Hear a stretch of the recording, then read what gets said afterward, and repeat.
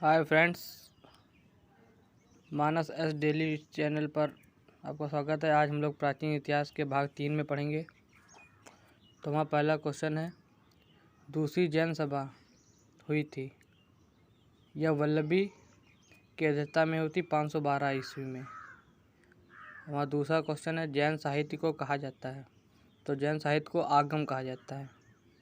ईसा मसीह का जन्म हुआ था तो 4 ईसा पूर्व कहाँ हुआ था? बेथलेहम में।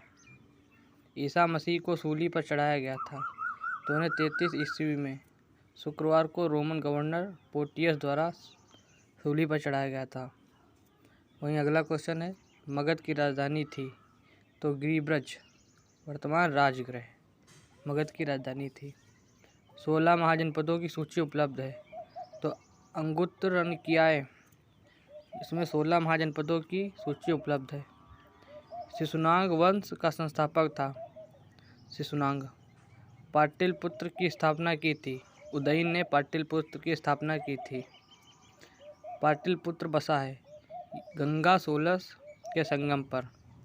गंगा सोल के संगम पर पाटलिपुत्र नगर बसा है। हर्यक वंश का संस्थापक था बिंबिसार था जो हर्यक वंश का संस्थापक। हमारा अगला क्वेश्चन है, अमित घात के रूप में प्रसिद्ध था। तो बिंदुसार अमित घात के रूप में प्रसिद्ध था। जनपद अवंती की राजधानी थी उज्जैन, यह मध्य प्रदेश में स्थित है। नंद वंश का अंतिम शासक था घनानंद। भारत पर सर्वप्रथम आक्रमण किया ईरान ने। आक्रमण करने वाला अपर्ण विदेशी सिकंदर ने 326 ईसा पूर्व सर्वप्रथम भारत पर आक्रमण किया था। सिकंदर और पोरस के बीच का युद्ध कहलाता है हाइपेस्टिस का युद्ध। मौर्य वंश का संस्थापक चंद्रगुप्त मौर्य। मौर्य वंश की जानकारी मिलती है विष्णु पुराण से। 18 पुराणों में एक पुराण है विष्णु पुराण, इसमें मौर्य वंश की जानकारी मिलती है। दनसर झील का निर्माण किया था चंद्रगुप्त मौर्य ने। चंद्रगुप्त मौर्य अनुयायी था जैन धर्म का। चंद्रगुप्त मौर्य जैन धर्म का अनुयायी था। चंद्रगुप्त मौर्य के गुरु एवं महामंत्री थे चाणक्य। भारत का मैकियावेली कहा जाता था चाणक्य को।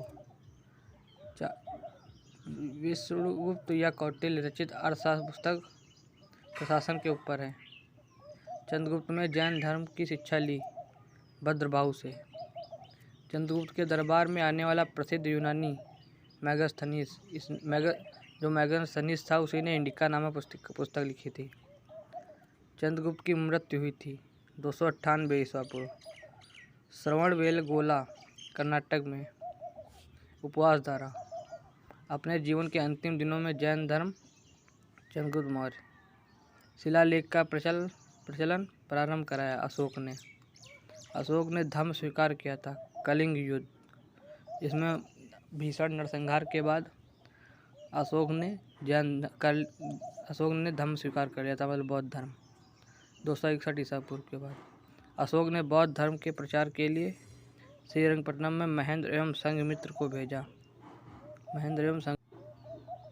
हमारा अगला क्वेश्चन है, अशोक का राज्याभिषेक कब हुआ था? तो अशोक का राज्याभिषेक 269 ईसा पूर्व हुआ था। अशोक का सबसे लंबा स्तंभ 7वां स्तंभ। अशोक का नाम अशोक है। मास्की आंध्र प्रदेश एवं गुर्जर मध्य प्रदेश अभिलेख में। अशोक ने स्वयं को मगध का सम्राट बताया। बाबू बैराट स्तंभ लेख, यह जयपुर राजस्थान में स्थित है। कलिंग युद्ध की विजय तथा क्षतियों का वर्णन अशोक के शिलालेख 13वें शिलालेख में। सांची का स्तूप बनवाया अशोक ने। श्रीनगर की स्थापना की अशोक ने। अशोक के अभिलेख की खोज 1750 ईस्वी में सर्वप्रथम किया था टी फेंसर ने। अशोक के अभिलेख को सर्वप्रथम पढ़ा था जेम्स प्रिंसेप 1837 में। अशोक के अभिलेख को सर्वप्रथम पढ़ा था जेम्स प्रिंसेप ने 1837 ईस्वी में। अशोक की मृत्यु हुई थी 232 ईस्वी में। कब हुई थी? 232। हर्षेड का इलाहाबाद प्रशस्ति लेख जानकारी देता है समुद्रगुप्त के बारे में। किसके बारे में? समुद्रगुप्त के बारे में। मौर्य वंश का अंतिम शासक था बृहद्रथ। शुंग वंश की नींव डाली थी पुष्यमित्र शुंग ने। बरहूप स्फूर्त का निर्माण करता था पुष्यमित्र शुंग। शुंग वंश का अंतिम शासक था देवभूति। भारतीय सीमा में प्रवेश करने वाला प्रथम यन डेमेट्रियम प्रथम। डेमेट्रियम को पराजित किया था पुष्यमित्र शुंग ने। पुष्यमित्र शुंग ने अश्वमेध यज्ञ कराया था 2 बार। सातवाहन वंश की स्थापना की थी सिमुक ने। दशराज युद्ध 10 राजाओं का युद्ध हुआ था पसरणी नदी के तट पर। कहाँ हुआ था? पसरणी नदी के तट पर। Thank you friends. वीडियो अच्छा लगे तो लाइक शेयर एंड सब्सक्राइब।